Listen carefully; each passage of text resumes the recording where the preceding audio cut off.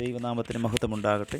ഇന്നത്തെ നമ്മുടെ ചിന്തയ്ക്കായി ലഭിച്ചിരിക്കുന്ന വേദഭാഗം അപ്പോസ്തലനായ വിശുദ്ധ പൗലോസ് ഫിലിപ്പിയർക്ക് എഴുതിയ ലേഖനം 4-ാം അധ്യായം 13-ാം വാക്യം. എന്നെ ശക്തനാക്കുന്നവൻ മുഖാന്തരം ഞാൻ സകലത്തിനും മതിയാകുന്നു.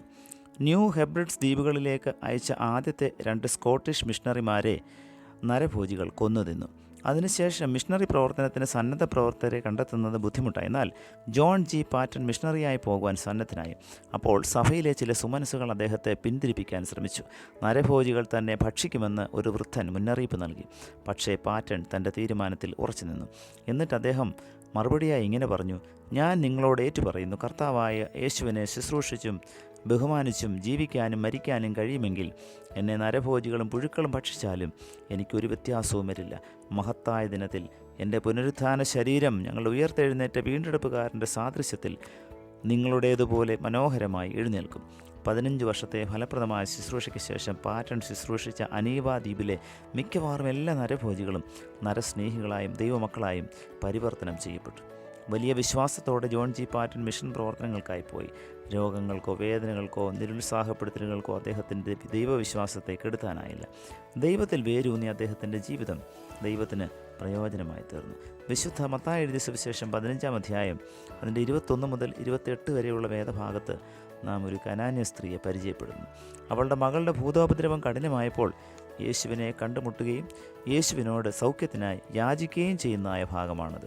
ഈ സ്ത്രീയുടെ വിശ്വാസത്തിൽ നിന്നും ചില പാഠങ്ങൾ ഇന്ന് പ്രഭാതത്തിൽ നമുക്ക് പഠിക്കുവാനായി ലഭിക്കുന്നു. ഒന്നാമതായി, അവളുടെ വിശ്വാസം ദീർഘക്ഷമ നൽകുന്നു. ആ സ്ത്രീ ഓടി വന്ന് യേശുവിനോട് അവളുടെ ആവശ്യം പറഞ്ഞപ്പോൾ യേശു ആദ്യം മൗനം പാലിക്കുന്നു. പിന്നീട് ഇസ്രായേൽ ഗൃഹത്തിലെ കാണാതെ പോയ ആടുകളുടെ അടുക്കലേക്കല്ലാതെ എന്നെ അയച്ചിട്ടില്ല എന്ന് പറഞ്ഞ് അവളുടെ ആവശ്യം തിരസ്കരിക്കുന്നു. എന്നാൽ അവൾ വെപ്രാളപ്പെടാതെയും പേടിക്കാതെയും കർത്താവ് പ്രവർത്തിക്കുക തന്നെ ചെയ്യും എന്ന് ചിന്തിച്ച് കർത്താവിൻ്റെ പ്രവർത്തനത്തിന് വേണ്ടി ക്ഷമയോടെ കാത്തുനിന്നു. രണ്ടാമതായി, വിശ്വാസം സ്ഥിരത ഉറപ്പാക്കുന്നു. കർത്താവ് മൗനത്തിനും തിരസ്കരണത്തിന് ശേഷം മക്കളുടെ അപ്പമെടുത്ത് നായ്ക്കുട്ടികൾക്ക് ഇട്ടുകൊടുക്കുന്നത് നന്നല്ല എന്ന് പറഞ്ഞ് അവളെ തരം താഴ്ത്തുന്നു. എന്നിട്ടും അവൾ അവിടെ പാറ പോലെ ഉറച്ചു നിന്ന്. കാരണം അവൾ കർത്താവിൽ എത്രമാത്രം വിശ്വസിച്ചിരുന്നു. യേശു കർത്താവ് പ്രാർത്ഥനയ്ക്ക് മറുപടി തരാത്തവനോ തിരസ്കരിക്കുന്നവനോ തരം താഴ്ത്തുന്നവനോ അല്ലെന്ന് അവൾ വിശ്വസിച്ചു. മൂന്നാമതായി, വിശ്വാസം ദൈവത്തെ പ്രസാദിപ്പിക്കുന്നു. ദൈവം ആഗ്രഹിക്കുന്ന വിധത്തിൽ നാം ഫലം പുറപ്പെടുവിക്കുമ്പോഴാണ് ദൈവം പ്രസാദിക്കുന്നത്. നമ്മുടെ പ്രവർത്തനങ്ങളും പ്രതിപ്രവർത്തനങ്ങളും പ്രതികരണങ്ങളുമാണ് നാം പുറപ്പെടുവിക്കുന്ന ഫലങ്ങൾ. കനാന്യ സ്ത്രീക്ക് അവിടെ വിഷമമുണ്ടാക്കുന്ന അനുഭവങ്ങൾ ഉണ്ടായെങ്കിലും അതിനോടുള്ള അവളുടെ പ്രതികരണങ്ങൾ ദൈവത്തെ പ്രസാദിപ്പിക്കുന്ന തരത്തിലുള്ളതായിരുന്നു. തിരസ്കരിക്കപ്പെട്ടപ്പോൾ അവൾ കർത്താവിനെ നമസ്കരിച്ചു.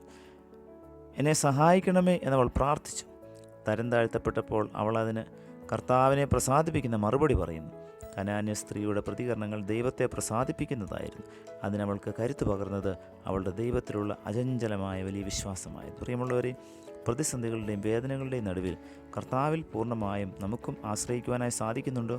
ഭയപ്പെടാതെ ദീർഘക്ഷമയോടും സ്ഥിരതയോടും കൂടെ കർത്താവിനെ പ്രസാദിപ്പിച്ചുകൊണ്ട് ജീവിക്കുവാൻ ദൈവത്തിൻ്റെ പരിശുദ്ധാത്മാവ് നമ്മേവരെയും സഹായിക്കട്ടെ. പ്രാർത്ഥിക്കാം. പ്രിയ കർത്താവേ, അടിയങ്ങൾക്ക് നൽകി തന്ന നല്ല വചനത്തിനായി നന്ദിയോടെ സ്തോത്രം.